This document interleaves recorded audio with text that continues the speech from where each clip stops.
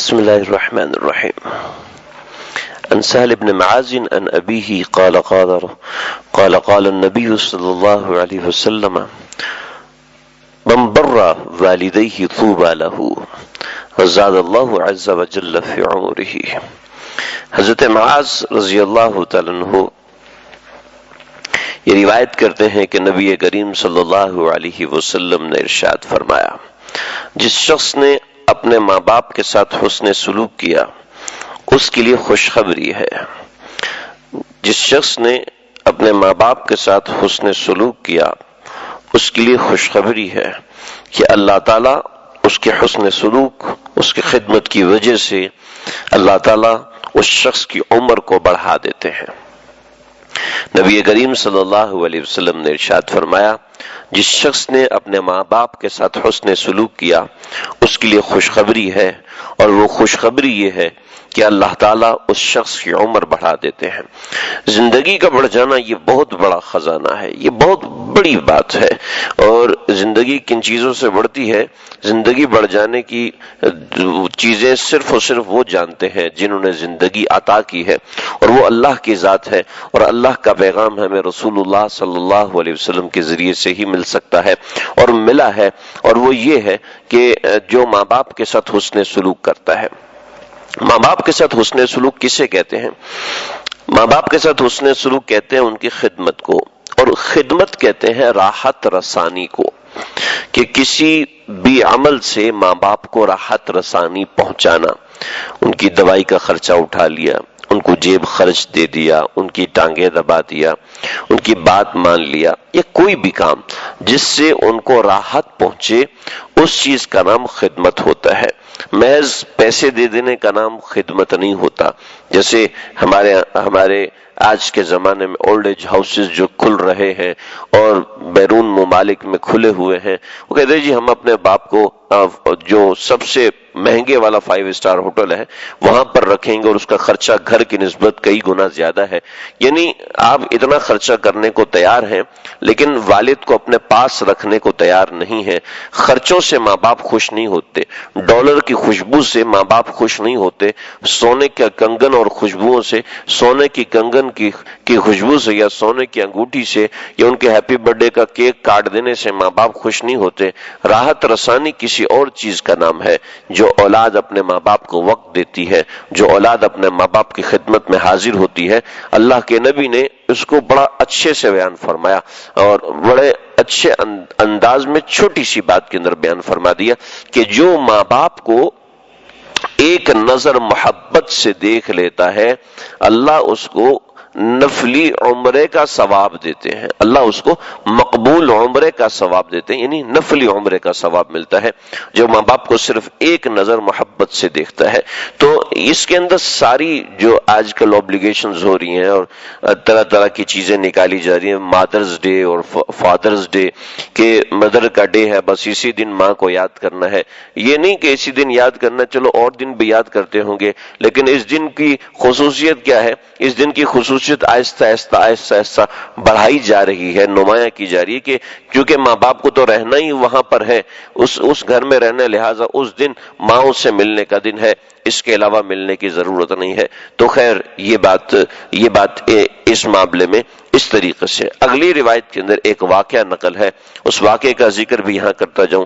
حافظ ابن کثیر رحمۃ اللہ علیہ نے سورہ لقمان کی تفسیر میں طبرانی سے نقل کیا ہے کہ سعد ابن ابی وقاص رضی اللہ تعالیٰ عنہ نے بیان فرمایا کہ جب میری ماں نے قسم کھا لی کہ وہ نہ کھائے گی اور نہ پیے گی جب تک میں دین اسلام سے نہ پھر جاؤں، اور اس نے کہا کہ مر جاؤں گی مگر کھانا نہ کھاؤں گی، وہ کہنے لگی کہ لوگ تجھے کہیں گے کہ تو اپنی ماں کا قاتل ہے۔ میں نے کہا کہ امی جان آپ ایسا نہ کریں، میں اپنے دین کو چھوڑنے والا نہیں ہوں۔ چنانچہ میری والدہ نے ایک دن اور ایک رات کھانا نہ کھایا تو بہت ضعف آ گیا، پھر ایک دن اور ایک رات مزید کھانا نہ کھایا، اس سے مزید ضعف ہو گیا، پھر ایک دن اور ایک رات نہ کھایا اور بھی زیادہ ضعف آ گیا۔ جب میں نے ماجرا دیکھا تو میں نے کہہ دیا، اے میری امی جان، آپ کو معلوم ہے کہ میں اللہ کی قسم کھا کے کہتا ہوں، اگر آپ کی 100 جانیں بھی ہوتی اور ایک ایک کر کے جان سب کی سب نکل جاتی تو تب بھی میں اپنے دین کو چھوڑنے والا نہیں۔ آپ کا جی چاہے تو کھائیے، جی نہ چاہیے تو نہ کھائیے، تو میں تو یہیں بیٹھا ہوں۔ چنانچہ اسی پر ان کی والدہ نے کھانا شروع کر دیا۔ مطلب یہ ہے کہ والدین کی اطاعت ہر لحاظ سے، ہر طرز سے کرنی ہے، بس نافرمانی کے معاملات کے اندر ان کی اطاعت نہیں کرنی، ان کی فرما برداری نہیں کرنی، بس وَخْفِضْ لَهُمَا جَنَاحَ الذُّلِّ، ان کے سامنے جھک کے رہنا ہے، ان کے سامنے بچھ کے رہنا ہے۔ بس یہ طرز اور یہ طریقہ سکھایا ہے کہ بڑوں کا جس قوم کو ادب کرنا آتا ہے وہ قوم چلنا سیکھ لیتی ہے۔ جس قوم کو اپنے سے بڑوں کا ادب کرنا نہیں آتا، بھلے سے بڑے غلطی کریں۔ بڑا ہونے کا مطلب یہ ہرگز نہیں ہے کہ بڑے سے غلطی نہیں ہو سکتی، بڑوں سے بھی غلطیاں ہو سکتی ہیں اور بڑوں سے بھی غلطیاں ہوتی ہیں۔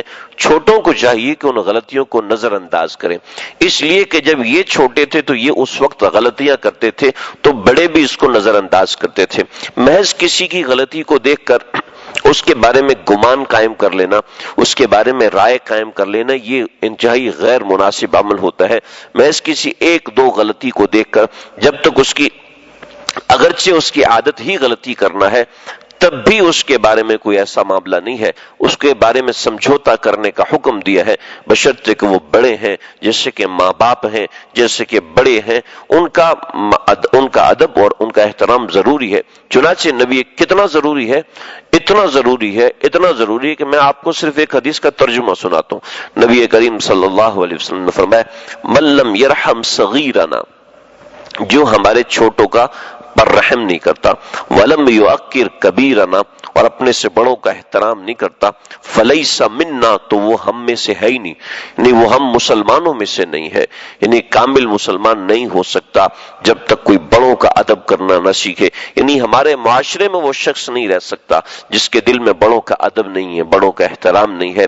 اب آپ سمجھ سکتے ہیں کہ ہمارے گھر میں بڑا کون ہوتا ہے اور معاشرے میں بڑا کون ہوتا ہے، اور علاقے اور محلے اور ملک کی سطح پہ جو بڑا ہوتا ہے اس کا ادب اور احترام، اس سے اختلاف ہونا بالکل برحق ہے۔ کسی بیٹے کو اپنے باپ سے اختلاف ہو سکتا ہے، وہ ابا کہتے ہیں نہیں بیٹا ہم نے ٹرین پہ جانا ہے، بیٹا کہتے ہیں نہیں ہم نے جہاز پہ جانا ہے، اختلاف ہو سکتا ہے۔ اختلاف ہونا کوئی بری بات نہیں ہے۔ باپ کہتا ہے بیٹا تو نے فوج میں جانا ہے، بیٹا کہتا ہے نہیں میں نے کاروبار کرنا ہے۔ اختلاف ہو سکتا ہے، اختلاف کے بعد ہر کوئی اپنی رائے پہ عمل کرے، لیکن احترام کرنا نہ چھوڑے۔ دیکھا آج میں کام کر رہا ہوں، شکر ہے کاروبار کر رہا ہوں، اگر ابا کی مان لیتا تو آج تو میں تباہ ہو جاتا، کہہ سکتا ہے، لیکن بے ادبی نہیں کر سکتا۔ بے ادبی کرنا جائز نہیں ہے۔ اپنی رائے پہ عمل کر لیا، اپنی رائے کو مان لیا، لیکن باپ کا احترام وہ اپنی جگہ ضروری ہے۔ اختلاف رائے، جو لوگ سمجھدار ہوں گے اختلاف رائے ہوگا، بالکل ہوگا، سمجھدار ہیں تو اختلاف رائے ہونا ضروری ہے، یا بالکل بیوقوف ہوں گے تو اختلاف رائے نہیں ہوگا۔ اختلاف رائے ہوتا ہے معاشرے میں۔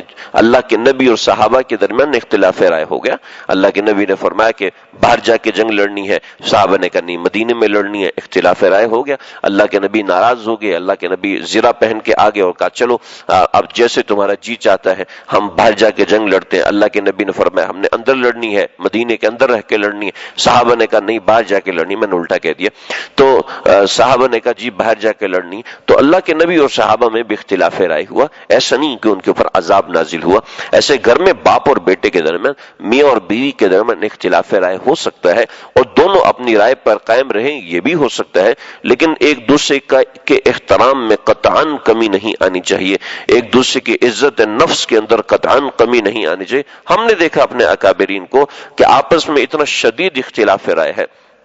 اس وقت ایک بہت بڑا سسٹم چل رہا ہے بینکنگ کا سسٹم، اور بینکنگ کا سسٹم کے جو سربراہ ہیں حضرت شیخ الاسلام حضرت مفتی تقی عثمانی صاحب دامت برکاتہ، ان سے اختلاف رائے رکھتے ہیں لاہور کے ایک بہت بڑے ڈاکٹر عبد الواحد صاحب، حضرت مولانا مفتی ڈاکٹر عبد الواحد صاحب، یہ سرجن ہیں اور اس کے ساتھ عالم اور مفتی بھی ہیں، اور ایسے پائے کے مفتی ہیں کہ ان کا حضرت مفتی تقی عثمانی صاحب سے شدید ترین اختلاف۔ تقریباً آج سے 2-3 مہینہ پہلے ان کی عمر تقریباً 80 سال سے اوپر ہے اور بغیر سہارے کے چل نہیں سکتے، کرتے حضرت مفتی ڈاکٹر عبد الواحد صاحب. تو یہ تشریف لائے حضرت مفتی تقی عثمانی صاحب کے پاس، اور حضرت مفتی تقی عثمانی صاحب نے عرض کیا کہ فرمایا کہ حضرت آپ مجھے بتا دیتے، میں آ جاتا، آپ کراچی میں آئے ہوئے ہیں تو میں آپ کی خدمت میں حاضر ہو جاتا. تو فرمانے لگے کہ مجھے چند ایک مسئلے پوچھنے تھے جو کہ مجھے پتہ نہیں ہے، تو میں نے اپنے پاس نوٹ کیے ہوئے تھے، اور اصول یہ ہے کہ پیاسا کنویں کے پاس آتا ہے، لہٰذا مجھے ہی آپ کے پاس آنا چاہیے تھا. چنانچہ حضرت مفتی خود کتنے بڑے مفتی ہیں کہ اتنے بڑے شیخ الاسلام سے اختلاف رکھتے ہیں اور اپنی جگہ مضبوط رائے ہے، اور دوسری طرف کیا ہے، چند مسائل پھنس گئے تو کہنے لگے جی مجھے سمجھ میں آیا کہ آپ بڑے عالم ہیں تو آپ کو یہ مسائل آتے ہوں گے، لہٰذا میں اس لیے آپ کے پاس آیا ہوں. چنانچہ دونوں نے بیٹھے، مسئلہ ڈسکس کیا، جتنی بھی دیر گزری.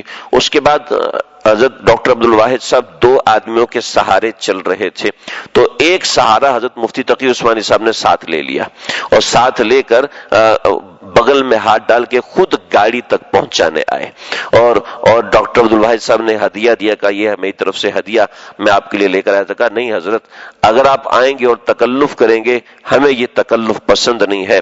یعنی آپس میں اختلاف اتنا ہے، جو لوگ مطالعہ کرتے ہیں وہ اس کو بڑے اچھے سے سمجھ سکتے ہیں کہ ان کا اختلاف کس پائے کا ہے، کس چوٹی پہ جا کے اختلاف چلتا ہے.